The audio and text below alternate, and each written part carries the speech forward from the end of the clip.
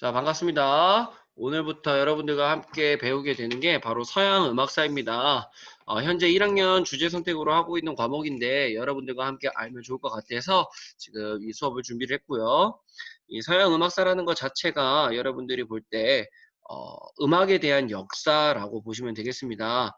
서양 음악이라는 것 자체가 여러분들이 이전에 발표했던 클래식 음악과 굉장히 밀접한 관련이 있는데요. 이 서양은 바로 유럽을 의미하고 있습니다. 여러분들이 가지고 와서 발표했던 음악들 자체가 유럽에 있는 모차르트, 베토벤과 같은 다양한 작곡가들의 음악이다 보니까 여러분들이 그거에 대해서 좀 집중해서 들어주신다면 들었던 클래식 음악들에 대한 새로운 부분들을 좀 이해하고 그렇게 될 수 있을 것 같습니다. 자, 오늘 수업은 바로 서양 음악사의 첫 번째 시간, 고대 음악에 대해서 배워볼 겁니다. 고대라고 하는 것 자체가 어떤 시대인지를 알아야 그 시대에 있던 음악을 들어보고 어떻게 변하게 되는지 좀 느낄 수 있을 것 같아요. 자, 고대 음악을 들어가기 전에 여기 있는 한 사진이 있습니다. 이 사진에 대해서 여러분들이 뭐 처음 보는 사람들이 대부분일 거예요. 선생님이 올해 2월에 이탈리아를 코로나가 터지기 전에 갔다 왔는데 실제 이 그림을 보고 왔습니다. 아주 유명한 르네상스의 화가가 그린 그림인데 바로 고대 시대 그리스에 대한 문화를 그림으로 표현한 작품입니다. 오늘의 어떤 음악과 그리고 시대와 굉장히 밀접한 관련이 있는 그림인데 한번 천천히 살펴보도록 하겠습니다. 자, 오늘은 딱 세 가지만 하시면 됩니다. 첫 번째는 과연 고대 시대라는 게 어떤 시대인지, 그리고 이 고대 시대에는 어떤 음악적인 특징이 있는지, 그리고 이 고대 시대 음악을 감상해 보면서 어떤 느낌이고 어떤 특징적인 게 있는지 알아보는 시간을 갖도록 하겠습니다. 자, 첫 번째 고대 시대라는 게 있어요. 고대 시대란 바로 선사 시대라고 하는 아주 오래전 그 구석기, 신석기 이 시대부터 약 500년까지 기원전 5세기까지의 시간을 바로 고대 시대라고 합니다. 지금 0년도부터 2020년까지의 시간보다도 훨씬 더 긴 시간을 바로 이 고대 시대라고 하는데요. 여러분들이 역사 시간에 배워서 알겠지만 이 고대 시대라는 시대는 아주 큰 특징이 있어요. 우선 첫 번째는 문화의 문명의 자체에 대해서 특징적인 나라들이 이렇게 구분이 되어 있습니다. 특히 우리가 지금 인류에서 알고 있는 4대 문명, 이집트, 인도, 중국, 메소포타미아와 같은 4대 문명을 중심으로 고대 시대 문화가 발달이 되었는데 우리는 이 중에서 그리스와 관련되어 있는 문화를 좀 살펴볼 겁니다. 또한 우리가 지금 알고 있는 이 고대 시대는 여러분들 알다시피 이집트 하면은 뭐 피라미드, 파라오 이런 것들이 생각날 텐데 그 당시 고대에서는 다양한 기록들이 많았지만 지금까지 남아 있는 것들이 별로 없어요. 왜냐하면 그 너무나도 긴 시간, 3000년이 넘는 시간 동안 많이 훼손되고 그리고 그 당시의 문화를 기록하는 기술이 부족했기 때문이에요. 하지만 지금까지 우리가 고대 문명을 추측할 수 있는 건 그림이나 벽에 그려져 있는 벽화를 통해서 우리가 이 시대에 어땠다라고 좀 추정을 하는 그런 시기라고 보시면 되겠습니다. 이 고대 시대의 유럽에는 과연 어떤 역사와 어떤 특징이 있고 자, 한번 살펴보도록 하겠습니다. 일단 이 시대에는 신에 대한 믿음이 굉장히 절대적이었습니다. 신에 대한 믿음이 절대적이라는 것은 결국은 신에게 제사를 지내는 제례가 반드시 있었다라는 거고요. 음악이라 함도 반드시 이 신에게 제사를 드리는 제례 때 사용되는 음악들이 많았다고 추정이 되고 있습니다. 또한 이 그리스로 넘어가서 이 그리스 고대 그리스에는 우리가 지금 학교에서 배우는 여러 가지 과목들과 마찬가지로 꼭 배워야 한다는 네 가지 과목이 있었습니다. 그게 바로 산술, 기하학, 천문학, 그리고 마지막으로 음악이 있었습니다. 고대 시대의 사람들은 지금 우리가 생각하는 음악보다 훨씬 더 음악을 중요하게 생각했습니다. 이 음악을 통해서 우주의 원리를 알 수 있고 뭐 인간의 원리를 알 수 있다라고 하는 이론까지 많이 등장하게 되는 시기였다고 합니다. 특히 이 음악에 대해서는 많은 고대인들이 어, 배움을 뿐만 아니라 실제로 연주하고 활동하는 부분들까지도 굉장히 중요하게 생각했다고 합니다. 아까 얘기했다시피 이렇게 좋고 뭐 음악을 중요시하지만 중요한 건 기록이 많지 않습니다. 고대 그리스에 대한 기록은 굉장히 많지만 그 이전 선사시대 이전에 다양한 음악들에 대한 기록이 많이 없다 보니까 우리가 이 음악에 대해서 정확하게 이해하고 뭔가 깨닫기 조금 어려운 부분이 있어요. 하지만 이 고대 시대에도 분명히 음악이 있었고 이 남아있는 음악이 과연 지금 복원되어 있는 게 어떤 느낌인지 우리가 좀 한번 배워볼 필요가 있습니다. 자, 지금 고대 시대의 음악 한 가지를 들려드릴 거예요. 이 음악은 뭐 뒤에서 배우겠지만 과연 처음에 들었을 때 좀 어떤 느낌이 나는지 한번 들어보고 이야기를 좀 나눠보도록 할게요.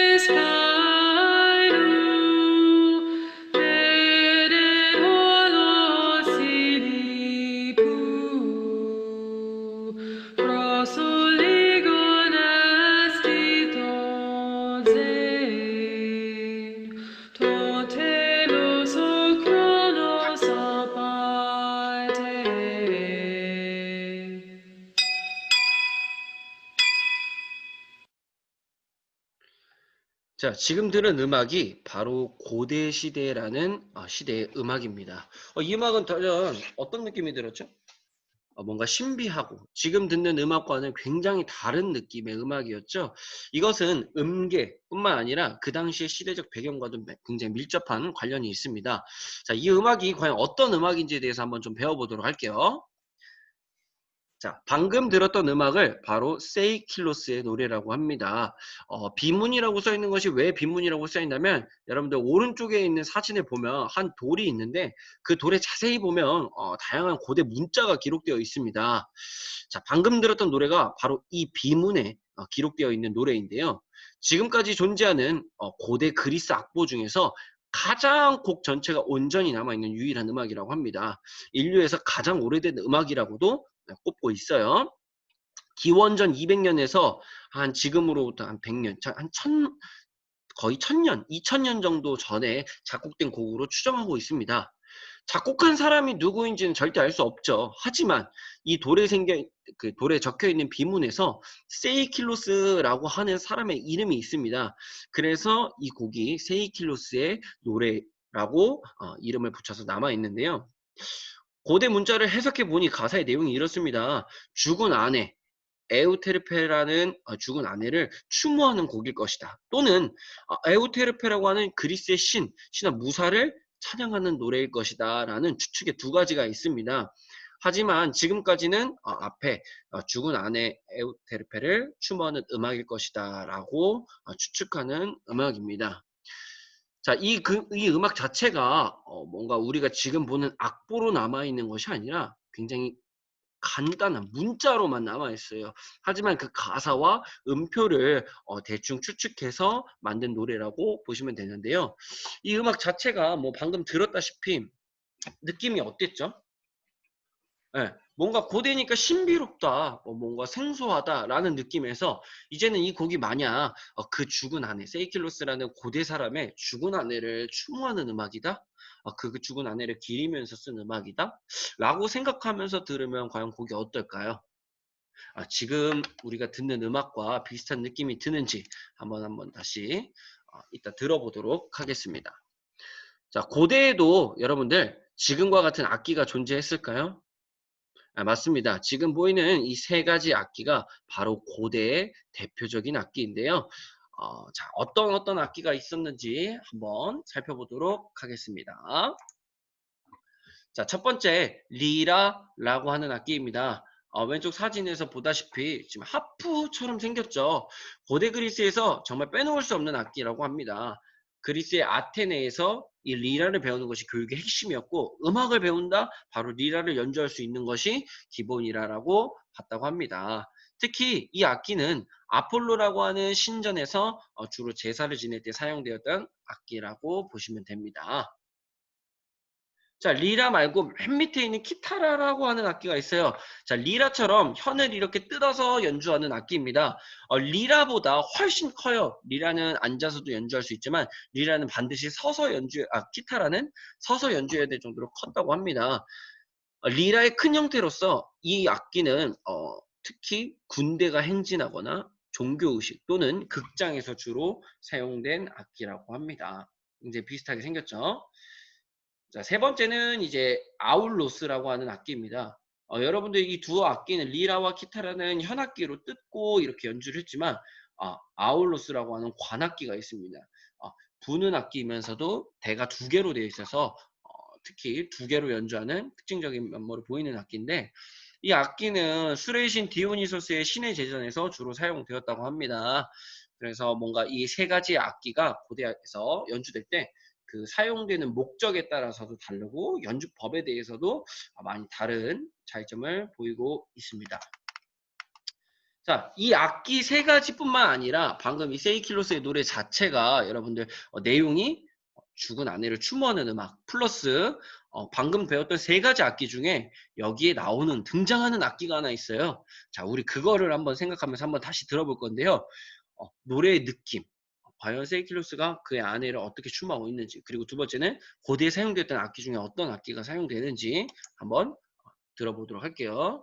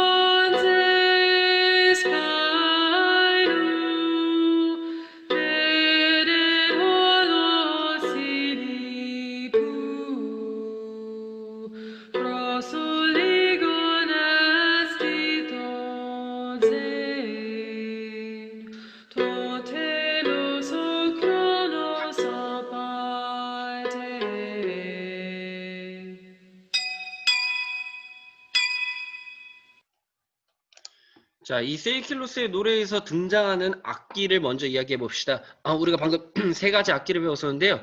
악기 소리를 잘 들어보면 뭔가 관악기 같은 경우는 뿌 오래 불면 음이 이어지는 특징이 있는데 방금은 무언가 음이 똥, 똥, 똥 하나씩 좀 뜯어오면서 소리를 낸 것 같아요. 그러면 관악기가 아니라 현악기 둘 중에 하나겠죠. 그 현악기 둘 중에서 한 가지는 서서 연주하며 군대에서 연주를 하니까 그 악기는 아닐 것이다. 첫 번째 악기 바로 리라라고 하는 악기로 연주한 음악입니다.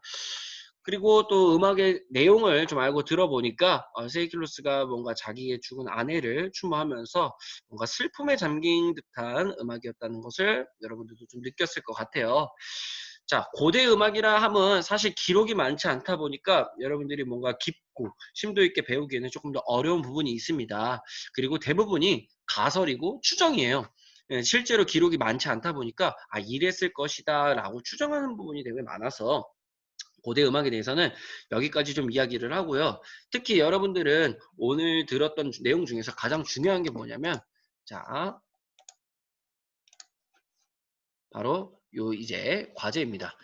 여러분들이 방금 들었던 것 중에서 첫 번째, 인류 역사상 가장 오래된 음악의 제목이 무엇이냐라는 게 첫 번째 답이 문제고요.